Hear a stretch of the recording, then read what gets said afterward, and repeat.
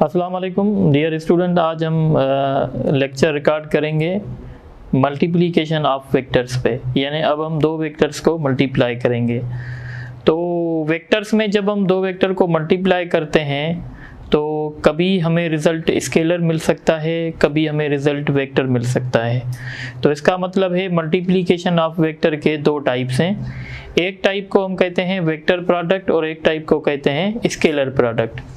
यानी अगर हम दो वेक्टर मल्टीप्लाई करें और उनकी प्रोडक्ट से हमें वेक्टर मिलेगा तो हम उस प्रोडक्ट को वेक्टर प्रोडक्ट कहेंगे। अगर दो वेक्टर्स को मल्टीप्लाई करने से हमें स्केलर मिलेगा तो उस प्रोडक्ट को हम स्केलर प्रोडक्ट कहेंगे। सो हम कहेंगे there are two types of multiplication of vector. यानी वेक्टर के मल्टीप्लिकेशन के दो टाइप्स हैं। तो नंबर वन जो है, एक है जिसको हम कहते हैं डॉट प्रोडक्ट या हम इसको स्केलर प्रोडक्ट भी कहते हैं। ठीक है, स्केलर प्रोडक्ट या डॉट प्रोडक्ट का मतलब क्या होगा कि हम दो वेक्टर को मल्टीप्लाई करेंगे और दो वेक्टर को मल्टीप्लाई करने से हमें स्केलर मिल जाएगा। यानी हमारे पास ये दो वेक्टर थे, वेक्टर 1 वेक्टर 2, और हमने इन दोनों को मल्टीप्लाई किया और रिजल्ट हमें स्केलर मिल गई। तो इस प्रोडक्ट को हम कहेंगे स्केलर प्रोडक्ट। और बीच में हम हमेशा नोटेशन के हिसाब से डॉट से शो करते हैं, इसलिए इसको डॉट प्रोडक्ट भी कहा जाता है। और दूसरी प्रोडक्ट होती है क्रॉस प्रोडक्ट। ये जो क्रॉस प्रोडक्ट है इसको हम वेक्टर प्रोडक्ट भी कह सकते हैं। Cross product is also known as vector product. और इसमें क्या होगा कि हम दो वेक्टर्स को मल्टीप्लाई करेंगे और दो वेक्टर को मल्टीप्लाई करने से हमें एक नया वेक्टर मिल जाएगा। तो इसको हम कहेंगे वेक्टर प्रोडक्ट। और डिफरेंशिएट करने के लिए हम क्या करते हैं, वेक्टर प्रोडक्ट में क्रॉस की नोटेशन शो करते हैं और स्केलर प्रोडक्ट में डॉट की नोटेशन शो करते हैं। तो इस तरीके से ये हो सकता है। तो सबसे पहले हम डिस्कस करेंगे dot product. So dot product का दूसरा नाम स्केलर प्रोडक्ट भी है। तो हम सबसे पहले इसको समझना चाहेंगे। तो मैं इसकी पहले बुकिश डेफिनेशन लिखूंगा। तो बुक में लिखा हुआ है when two vectors are multiplied in such a way that result is a scalar quantity then such type of multiplication are known as the scalar product. So when two vectors are multiplied in such a way that result is scalar quantity, then this product is known as scalar product और you can say dot product. यानी हमारे पास दो vector होंगे, vector 1 और vector 2, और यहाँ से हमें स्केलर मिलेगा। इस तरीके से ये हो जाएगा। जैसे फिजिक्स में हमारे पास बहुत सारे एग्जांपल्स हैं। अगर आप एग्जांपल देखना चाहते हैं फिजिक्स में, तो एग्जांपल ऑफ डॉट प्रोडक्ट कौन कौन से हैं, तो हम कहते हैं वर्क जो है वो डॉट प्रोडक्ट है फोर्स और डिस्प्लेसमेंट की। अब अगर आप देखें तो फोर्स हमारा वेक्टर है, डिस्प्लेसमेंट हमारा वेक्टर है, और हमने इन वेक्टर्स को ऐसे मल्टीप्लाई किया है ताकि हमें स्केलर मिले, जैसे वर्क जो है वो स्केलर क्वांटिटी है। तो एक एग्जांपल ये हो गया। दूसरा एग्जांपल हमारे पास होता है पावर। जैसे power is the product of force and velocity. तो फोर्स और वेलोसिटी की जो प्रोडक्ट होती है हम इसको पावर कहते हैं, और पावर भी एक किस्म की स्केलर क्वांटिटी है। इस तरीके से तीसरा जो इसका एग्जांपल है वो आपने इंटर में पढ़ा होगा, इलेक्ट्रिक फ्लक्स। तो electric flux is the dot product of electric field and vector area. तो ये इलेक्ट्रिक फील्ड भी वेक्टर है और नॉर्मल एरिया या वेक्टर एरिया भी वेक्टर है। तो हमने दो वेक्टर को ऐसे मल्टीप्लाई किया है ताकि रिजल्ट हमें स्केलर मिल जाए, तो हम इस प्रोडक्ट को कहेंगे स्केलर प्रोडक्ट। अब हम स्केलर प्रोडक्ट की मैथमेटिकल डेफिनेशन पढ़ना चाहते हैं। तो मैथमेटिकली हम क्या कहते हैं, सपोज करें हमारे पास दो वेक्टर्स हैं, एक वेक्टर ए है एक वेक्टर बी है, और इन दो वेक्टर्स के बीच में सपोज करें ये वेक्टर ए है और ये हमारा वेक्टर बी है, इनके बीच में एंगल थीटा है। तो मैथमेटिक्स में हम डॉट प्रोडक्ट को कैसे डिफाइन करेंगे, तो हम कहेंगे मैथमेटिक्स में जो डॉट प्रोडक्ट होती है वो बराबर होती है product of magnitude of vectors and cosine of angle between the vectors.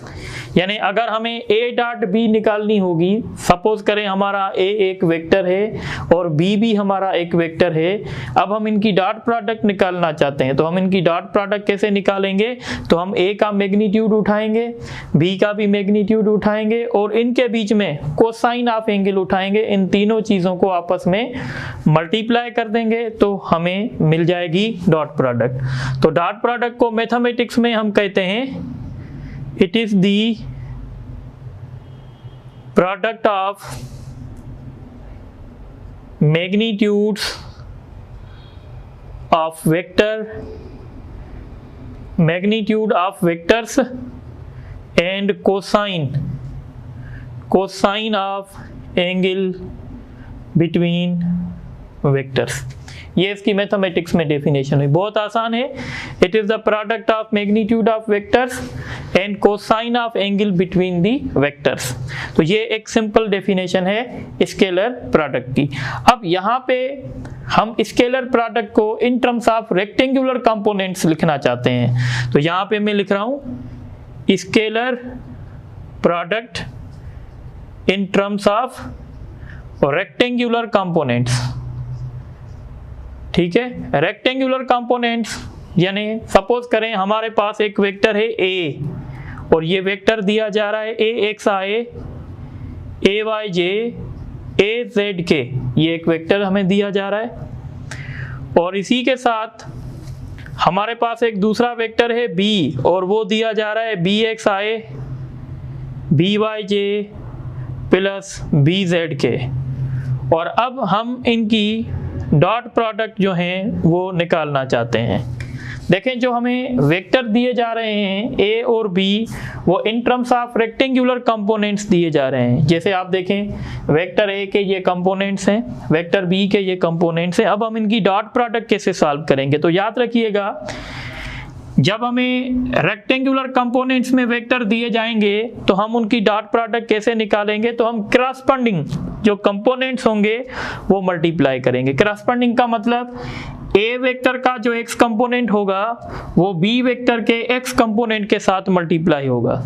फिर जो ए कंपोनेंट का वाई ए वेक्टर का वाई कंपोनेंट होगा वो बी वेक्टर के वाई कंपोनेंट के साथ मल्टीप्लाई होगा। फिर एक ए का जो z कंपोनेंट होगा वो b के z के साथ मल्टीप्लाई होगा। फिर हम इन तीनों मल्टीप्लिकेशन को आपस में ऐड कर देंगे, यानी हम ऐसे लिखेंगे ax bx और बीच में प्लस की साइन, फिर ay by फिर प्लस की साइन और फिर az डॉट bz और प्लस की साइन। तो ये हो गया डॉट प्रोडक्ट। आप एक यानी अब हम अगर इसको वर्ड्स में लिखें तो हम ऐसे कह सकते हैं it is the sum of ये पूरा क्या है, सम है। किसका sum, it is the sum of product of corresponding components of vectors. Corresponding components का मतलब है इसका भी एक्स कंपोनेंट इसका भी एक्स कंपोनेंट, इसका वाई कंपोनेंट के साथ मल्टीप्लाई होगा, जेड कंपोनेंट के साथ मल्टीप्लाई होगा, फिर हम इनको ऐड कर देंगे। सपोज करते हैं फॉर एग्जांपल आपको कह रहे हैं कि भाई ए वेक्टर ये है 2i + 3j + 5k और इसी तरीके से आपको दे रहे हैं ये बी वेक्टर है i minus 2j plus 3k, और आपसे पूछा जा रहा है भाई a डॉट बी फाइंड करें। बहुत आसान है, आप क्या करेंगे, यहाँ से x कंपोनेंट क्या है 2, यहाँ से x कंपोनेंट 1, बीच में प्लस की साइन देंगे, यहाँ से y कंपोनेंट 3 है, यहाँ से y कंपोनेंट माइनस 2 है, फिर बीच में प्लस की साइन, यहाँ से z कंपोनेंट 5 है, यहाँ से 3 है, आप इनको मल्टीप्लाई कर देंगे भाई ये 2 हो जाएगा, 2 3 जा 6 पर माइनस का 6 होगा, ये 15 हो जाएगा। तो अगर आप इनको सम करेंगे 15 प्लस 2 कितना हो जाएगा 17, 17 में से 6 माइनस करेंगे तो 11 आएगा। तो ये a डॉट b हमने जो है वो फाइंड कर लिया है। अब आप इसको नोट करें तो फिर हम आगे डिस्कस करते हैं।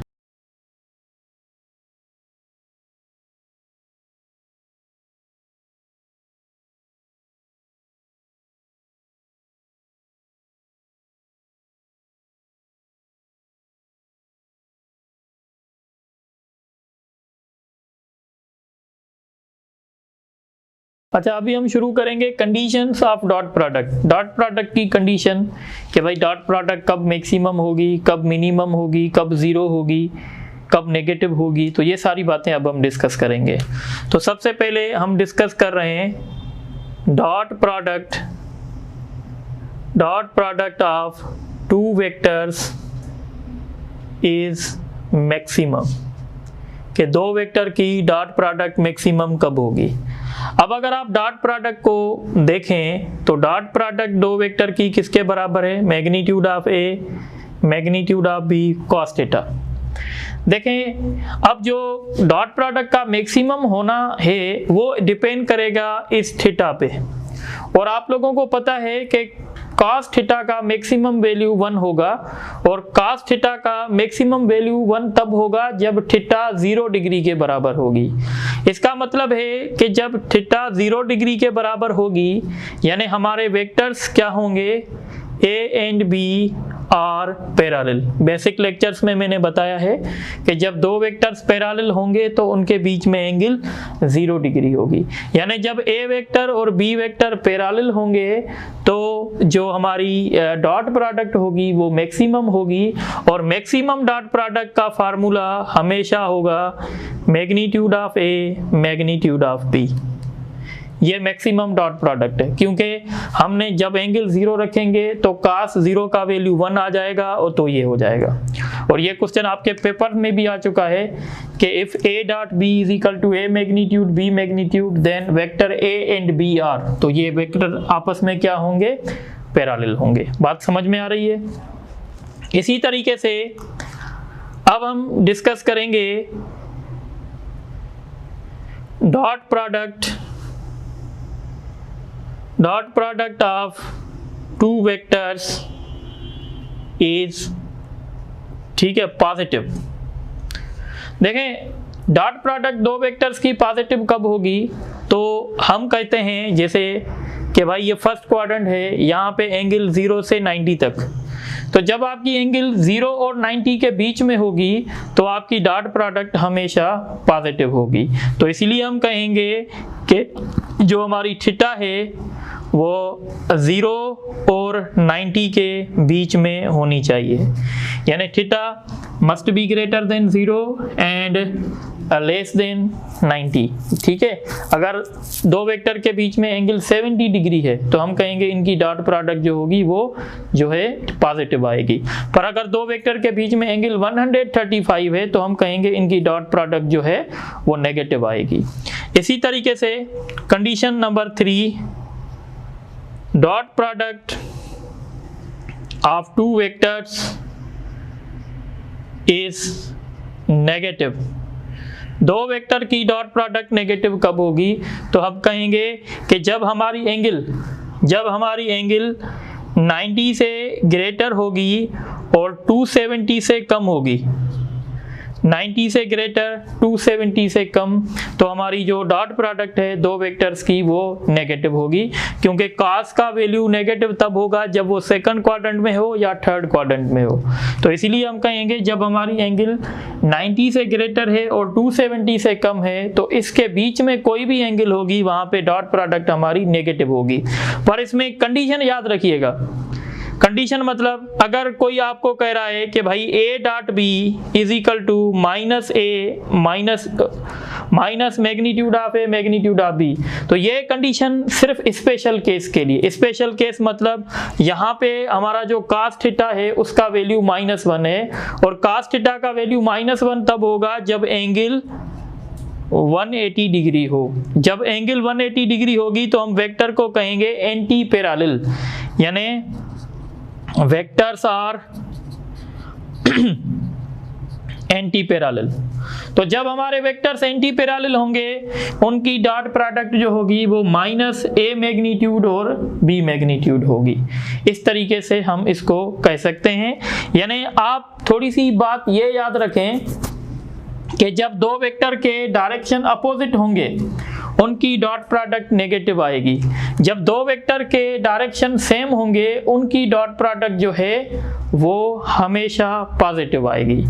बात मेरी समझ में आ रही है? ये हम आगे जाके भी डिस्कस करेंगे जब हम चैप्टर नंबर 6 पढ़ेंगे, 7 पढ़ेंगे, तो वहां पे हम डिस्कस करते हैं work done by the gravitational force and work done against the gravitational force. जैसे देखें, अगर ये मार्कर है, अगर इस मार्कर को मैं ऊपर ले जाऊंगा तो work done by gravitational force जो होगा वो नेगेटिव होगा, क्योंकि ग्रेविटेशनल फोर्स का जो डायरेक्शन है वो डाउनवर्ड है और डिस्प्लेसमेंट जो है वो ऊपर आ रहा है। तो लिहाजा जब कोई बॉडी वर्टिकली अपवर्ड मूव करेगी तो work done by gravitational force जो होगा वो नेगेटिव होगा। रीजन क्या है?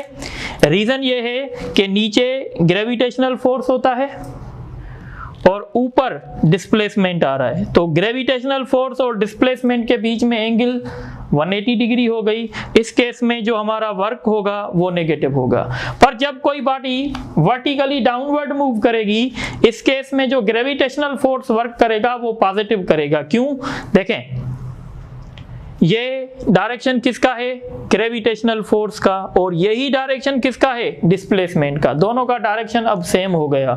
जब दोनों का डायरेक्शन सेम होगा तो इस केस में हम कहेंगे कि वर्क डन हमारा जो है वो पॉजिटिव होगा। ठीक है, तो ये 3 कंडीशंस आप यहां देखें। और 4th कंडीशन जो सबसे इंपॉर्टेंट है, dot product of 2 vectors is 0।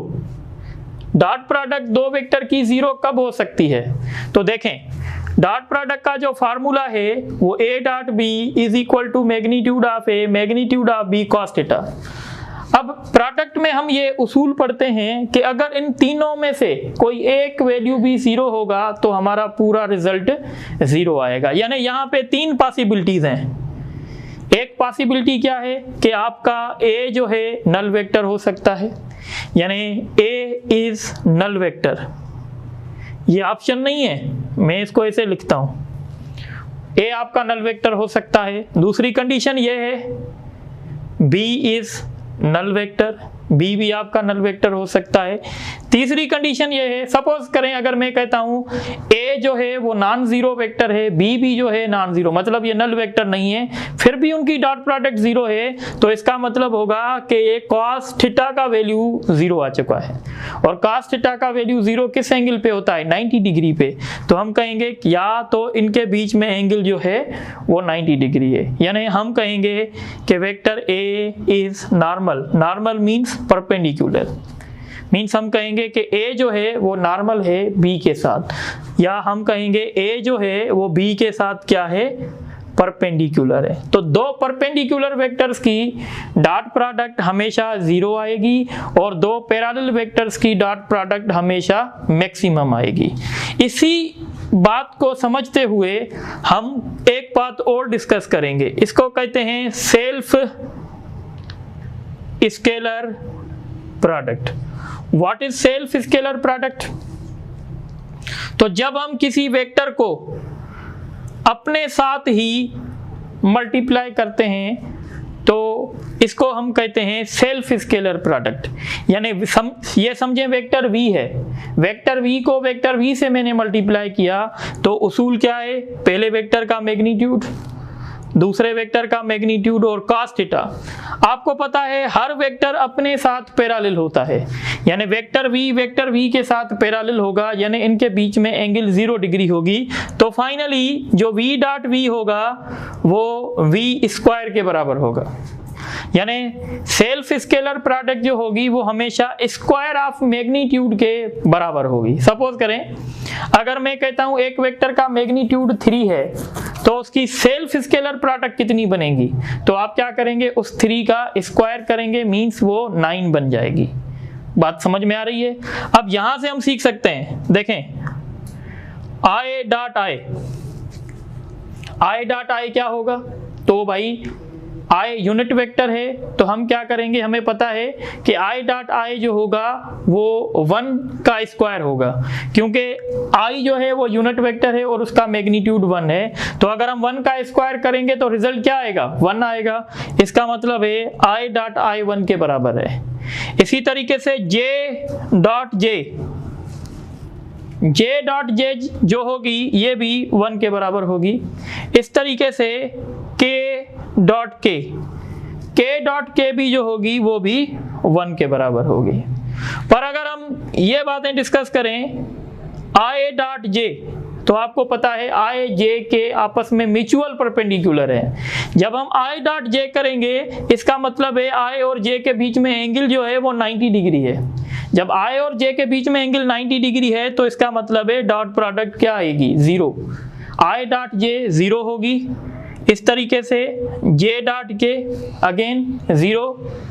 इसी तरीके से k डॉट आई हम कहेंगे अगेन ये जो है वो 0 के बराबर होगी। तो ये कुछ कंडीशंस हैं जो आप लोगों को याद रखनी चाहिए, तो आप ये कंडीशंस नोट करें। अभी हम इन पे MCQs भी करेंगे, तो 1-2 MCQs हम कर रहे हैं। The product of magnitude of vectors and cosine of angle between vectors is known as, ठीक है। तो हम इसको क्या कहते हैं, option A cross product, option B vector product, option C dot product, option D both B and C. तो आप देख सकते हैं कि हमने पढ़ा था ये डॉट प्रोडक्ट की डेफिनेशन है और डॉट प्रोडक्ट को दूसरा स्केलर प्रोडक्ट कहते हैं, पर स्केलर प्रोडक्ट का कोई ऑप्शन नहीं है, इसीलिए हम कहेंगे कि ये डॉट प्रोडक्ट का एग्जाम्पल है। इसी तरीके से दूसरा क्वेश्चन आ सकता है, which of the following quantity is scalar product, which of the following quantity is the example of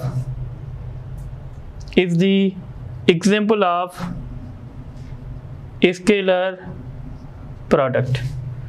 Option number 1 work, option number 2 momentum, option number 3 electric flux,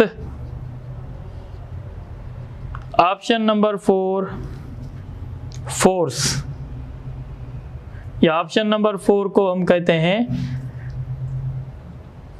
force, ठीक है, फोर्स ही सही है। तो इसमें से ऑप्शन बनेंगे 1 only, 2 only,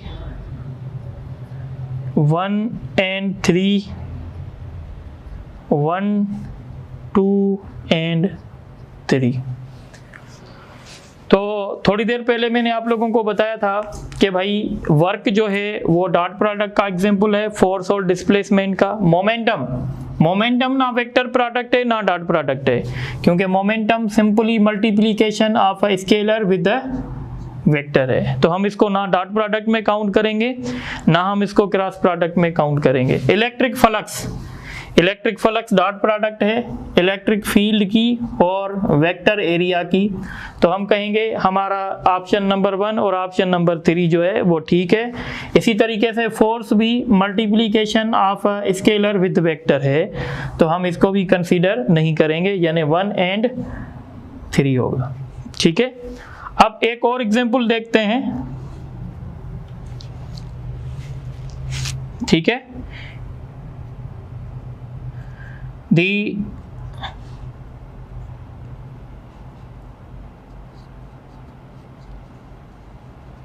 dot product of two vectors is maximum, then these vectors are known as the dot product of two vectors is maximum, then these vectors are known as option A perpendicular vectors, option B